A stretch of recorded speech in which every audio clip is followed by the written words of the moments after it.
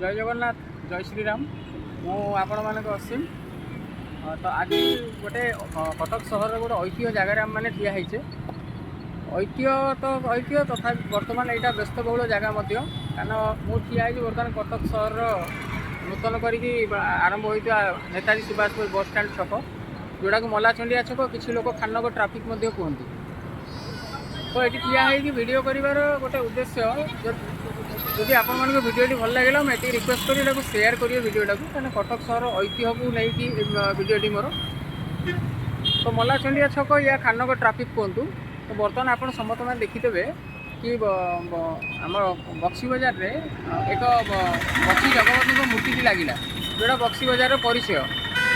तो बर्तमान ये जो जगहटा कटक सहर बर्तमान ऐतिह्य आ एंट्रांस कहले चले कारण रोड रु कनेक्ट होती हाईकोर्ट सीडीए आउटे आम कटक सहर को जावाक रास्ता। तो यहीटा हूँ कटकर बर्तमान परिचय छक पलटि जो सहर माने राज्यर विभिन्न लोक यही जगह को आसुँच।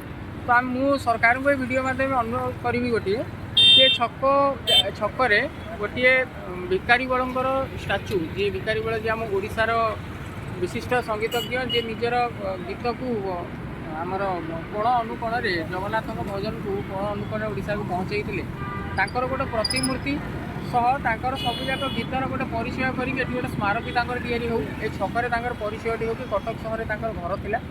आ द्वितीयत आम कटक आउ सारा विश्वर परिचित चेहरा जी अच्छा आम कटक सहर जन्मग्रहण कर नेताजी सुभाष बोस ताकर गोटे प्रतिमूर्ति यही जगार हो कि कटक भितर को प्रवेश कले किए जानवे कटकर ऐतिह्यटा कौन कटक भली माटी कौ कौ भली लोक जन्मग्रहण करते।